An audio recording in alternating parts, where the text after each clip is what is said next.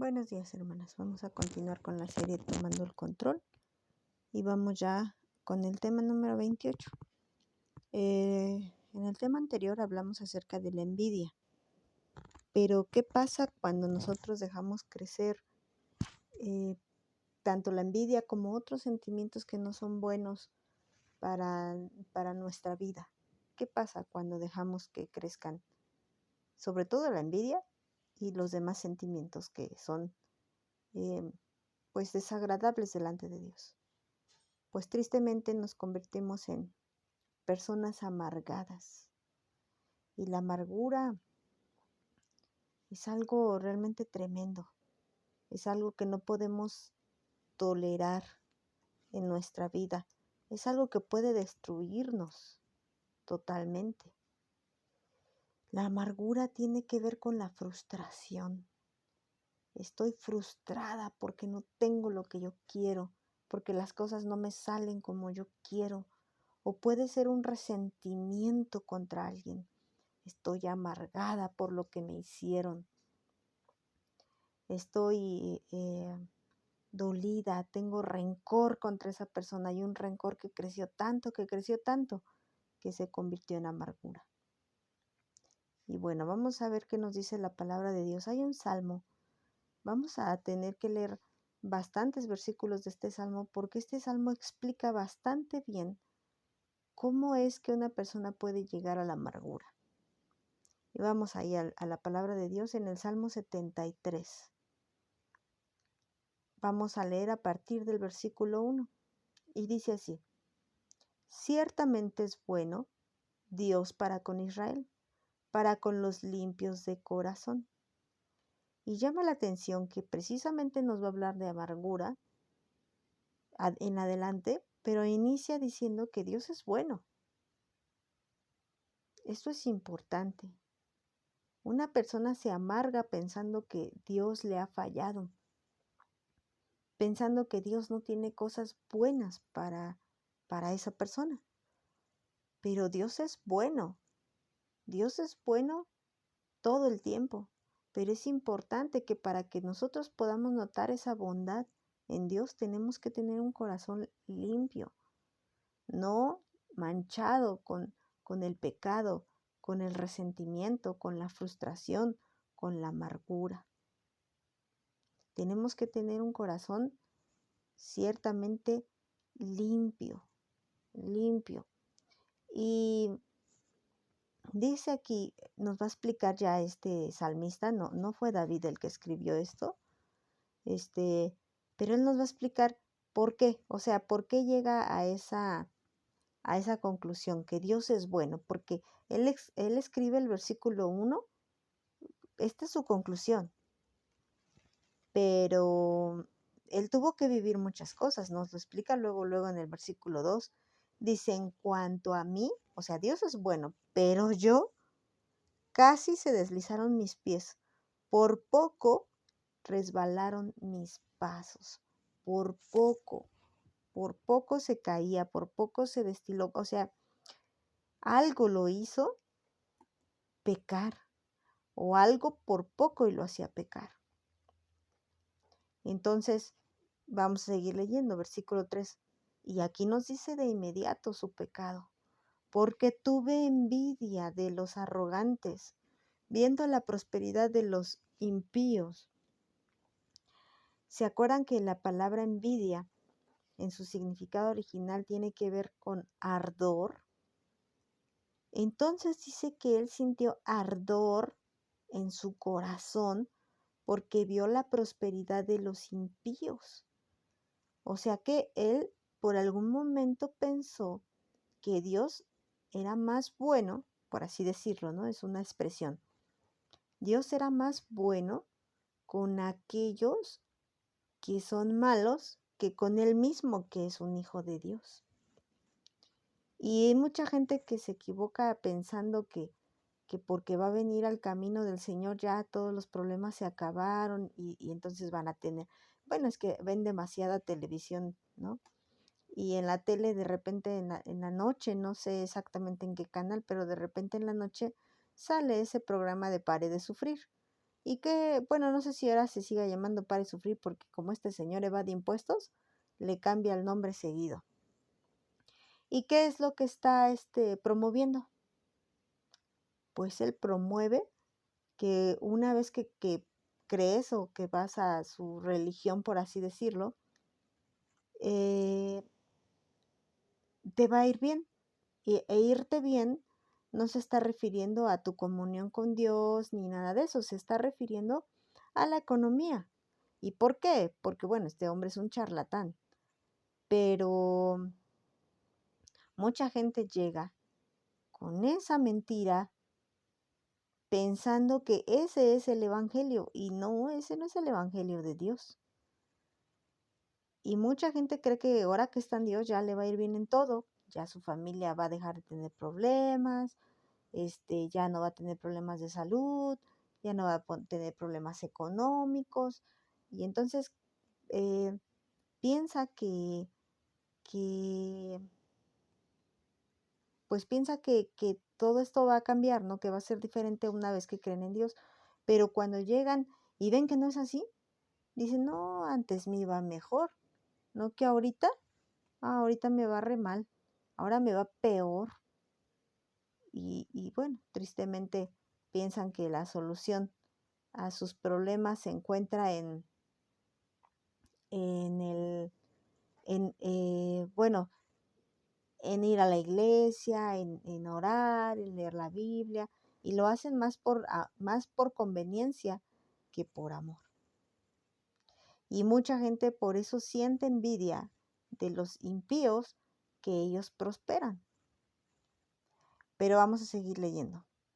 Porque porque no tienen congojas por su muerte, pues su vigor está entero. No pasan trabajos como los otros mortales, ni son azotados como los demás hombres, pues no, porque tienen prosperidad económica. Versículo 6. Por tanto, la soberbia los corona. Todo esto, pensemos en que todo esto es lo que él estuvo viendo y lo que lo hizo sentir envidia.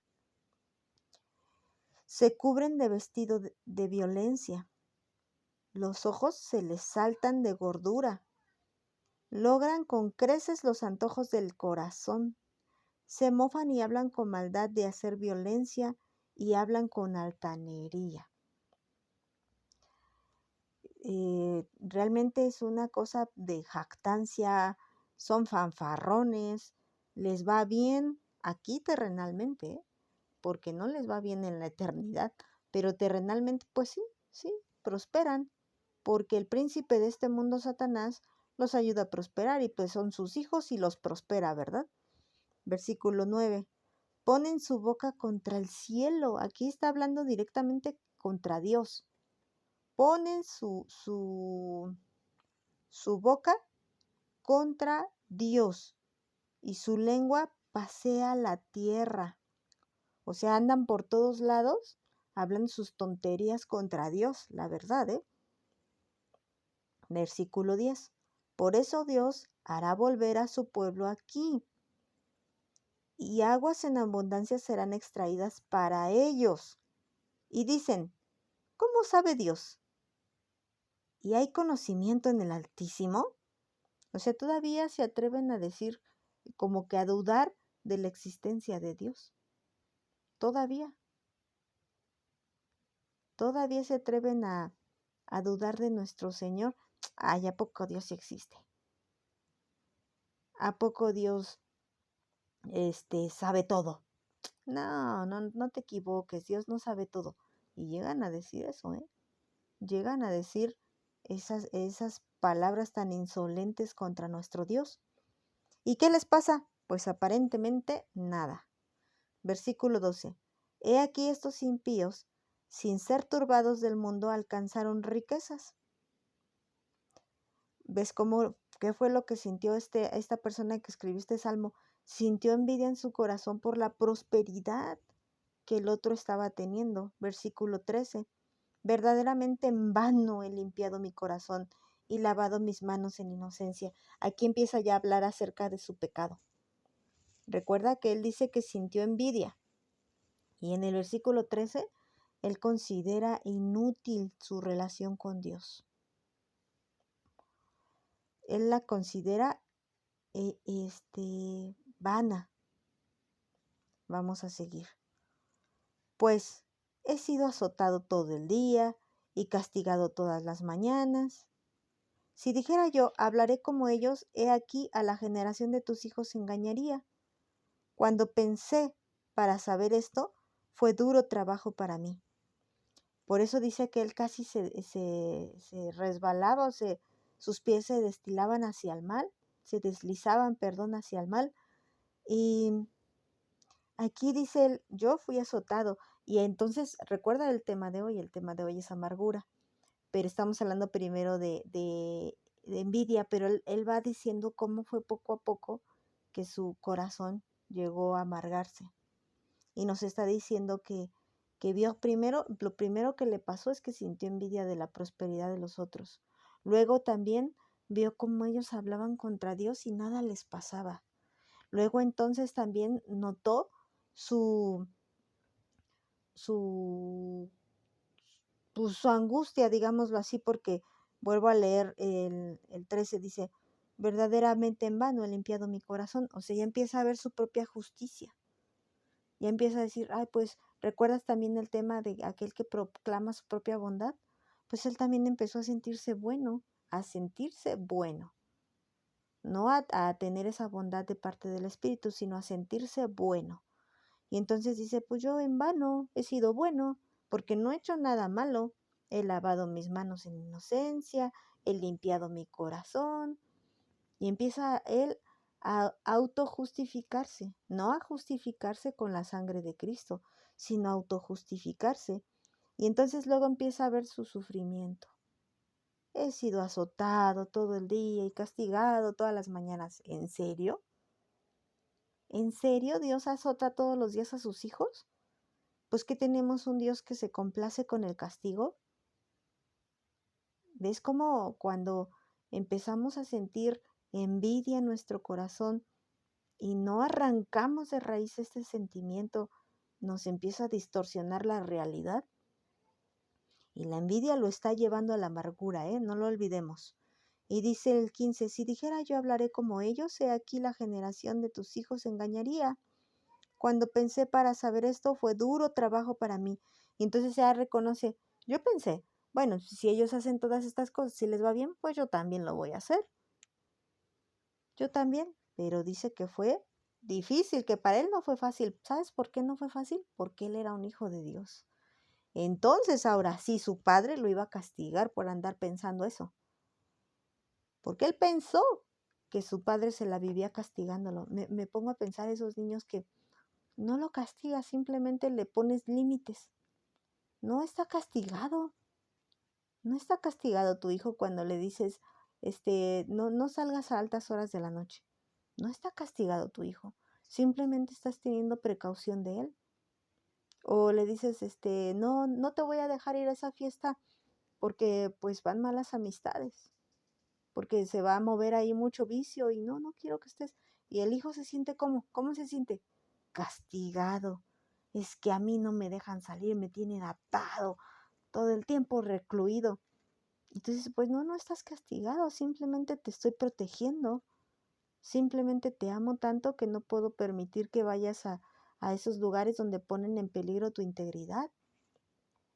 Y cuando un hijo comprende el amor del padre, ese hijo se goza y dice, sí, mi padre no me deja ir porque me ama tanto. No estoy castigado, puedo hacer otras cosas, puedo disfrutar otras cosas, pero esta no porque ni la voy a disfrutar y me va a hacer daño. Eso es cuando un hijo es maduro y lo comprende, aunque son raros, ¿verdad? Pero con nuestro Señor pasa lo mismo. El Señor no nos tiene castigados todo el tiempo. Cuando el Señor te dice que no hagas algo, no te tiene castigado. Simple y sencillamente Él te está protegiendo de algo.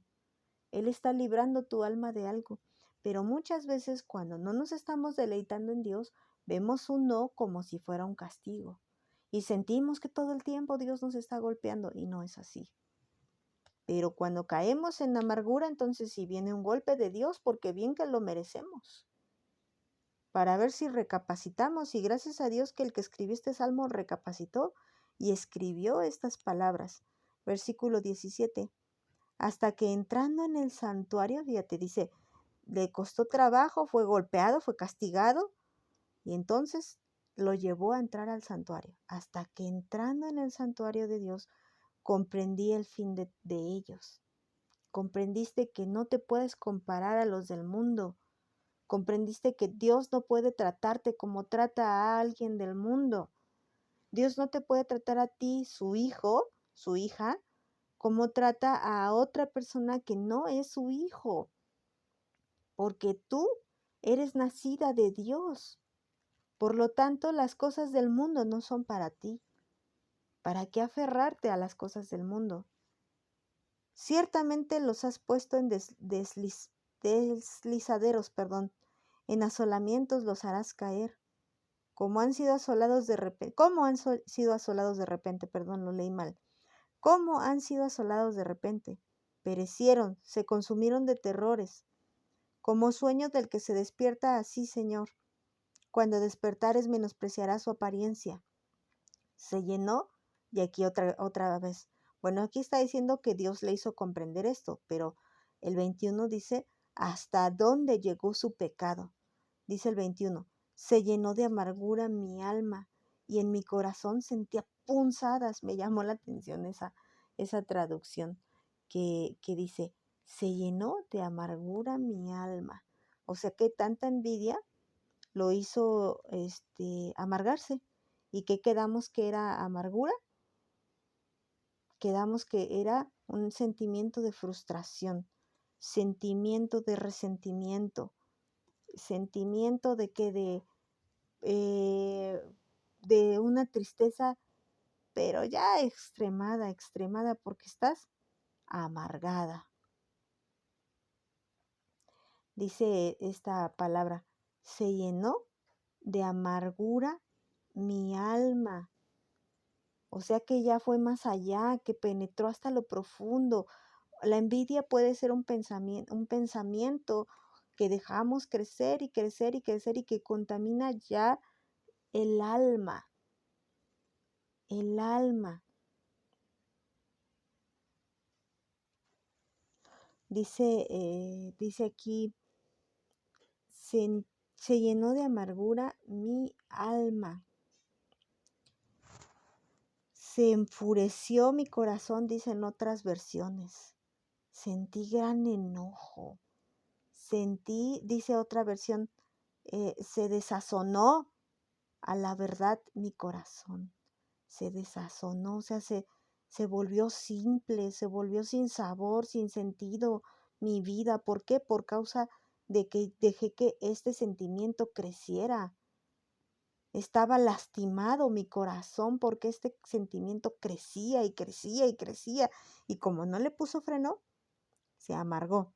Y fíjense cómo describe la amargura, como punzadas en el corazón, como punzadas, como piquetes.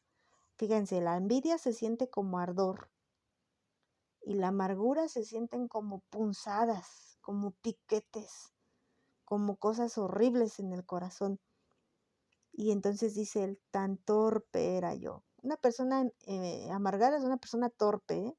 ¿Por qué? Porque teniendo tanto en qué deleitarte en Dios, como lo vimos en el tema anterior, deleítate en Dios, teniendo tanto que disfrutar, te amargas y te dan punzadas por aquello pues que no es para ti, por aquello que te haría daño, que Dios no te lo ha dejado tener por alguna razón. Sintió punzadas en su corazón, se amargó su corazón por dejar que la envidia le creciera.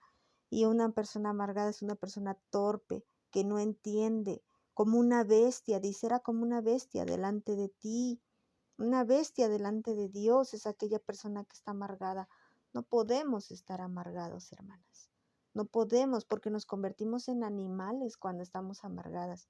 Y hay que tener mucho cuidado con la amargura porque dice Hebreos 12:12, dice así, por lo cual levanten las manos caídas y las rodillas, paralizadas y hagan sendas derechas para sus pies. para que lo cojo no se salga del camino, sino que sea sanado. Sigan la paz con todos y la santidad, sin la cual nadie verá al Señor. Miren bien, no sea que alguno deje de alcanzar la gracia de Dios, que brotando alguna raíz de amargura les estorbe y por ella muchos sean contaminados. No sea que haya algún fornicario o profano como Esaú, que por una sola comida vendió su primogenitura, porque ya saben que aún después deseando heredar la bendición, fue desechado y no hubo oportunidad para el arrepentimiento, aunque la procuró con lágrimas. Entonces nos dice Pablo, nos habla también de este sentimiento de la amargura. Dice, no sea que brotando una raíz de amargura. O sea que ya la envidia es como la semilla. Satanás echa su semilla en tu corazón. Ahí está, la envidia. Pero tú, antes de que eche raíz, quítala de tu corazón, de tus pensamientos rápidamente, antes de que eche raíz, porque echando raíz va a ser más difícil quitarla. No imposible, porque para Dios no hay imposibles, pero va a ser más difícil. Y como nos está diciendo Hebreos, hay muchos que no arrancaron esa raíz y dejaron de alcanzar la gracia. Ya no hay oportunidad para el arrepentimiento como no lo hubo en Esaú. Esaú, por más que lloró y lloró y lloró y lloró, él menospreció lo que era bueno. Recuerda el tema anterior que decíamos, deleítate a sí mismo en Jehová. Y en el caso de Esaú, él no se deleitaba en Dios, él se deleitaba en muchas cosas. Y la bendición, lo único que lloraba era la herencia. No la herencia espiritual, sino la herencia física. Las tierras, el ganado, el rebaño de corderos, ¿verdad? Porque acuérdense que a eso se dedicaban. Y pues la parte de la tierra que le tocaba, todo eso, el oro, la plata, lo que pudiera tener su padre, él era lo que lloraba. No lloraba su bendición de ser parte de la familia de Dios, de que de él fueran benditas todas las naciones de la tierra, como lo fue Abraham, su abuelo, como lo fue Isaac, su padre, y como lo fue Jacob, su hermano. Él perdió esa oportunidad, esa primogenitura, la vendió por un simple plato de comida. Y así pasa con la envidia. La envidia deja de ver lo que es de Dios y vende las bendiciones de Dios. ¿Por qué? ¿Por un coche? ¿Por por una casa? Mira, hasta te lo voy a poner así, por una familia, por el esposo, por los hijos. Menospreciamos estar cerca de Dios. Y aquí dice también que esas raíces de amargura pueden ser provocadas, la amargura también puede ser provocada por un resentimiento. Entonces esa persona menosprecia la presencia de Dios, menosprecia las cosas espirituales por no perdonar, por esa herida que te hicieron, por muy grave que haya sido. ¿Te pierdes de las bendiciones de Dios? Aún estamos a tiempo de arrepentirnos, de arrancarla. Tal vez si está muy profunda esa raíz, pues va a costar más trabajo y va a doler más, porque como ha echado raíz más profunda esa amargura, pues hay que arrancarla y hay que remover más la tierra de nuestro corazón porque pues está muy profunda y va a doler más, pero es mejor arrancarla y no dejar ahí nada para que no vuelva a crecer. Si apenas Satanás echó ahí su semilla de envidia, semilla de rencor, pues de una vez hay que barrerla, hay que echarla fuera para que no eche raíz, porque es muy importante no amargarnos, porque como nos dice aquí la palabra de Dios, dice que muchos dejaron de alcanzar. La raíz de amargura estorbó y contaminó no solamente a la persona, muchas veces contamina a otros. Muchas veces contamina a otros. Por eso nos dice, sin santidad nadie verá a Dios. No dejes que la amargura te contamine. Tú camina en santidad. Tú camina en pureza de corazón. No camines en tu propia bondad. No te justifiques a ti misma como hizo este hombre del Salmo 73. Él se justificó y él empezó a mirar su bondad y la maldad de otros y entonces ¿qué pasó? Tuvo envidia y dejó crecer la envidia tanto que sintió amargura en su corazón y por tanto pues tuvo que ser disciplinado. Gracias a Dios él reconoció que era como una bestia delante de Dios, era muy torpe. Pues si nosotras estamos en amargura de corazón, reconozcamos nuestra torpeza delante de Dios y pidámosle al Señor que arranque esa raíz, que la quite totalmente de nuestro corazón, no sea que dejemos de alcanzar la gracia del Señor, no sea que estemos contaminadas y aparte no solamente eso, sino que contaminemos a otros. Que Dios te bendiga.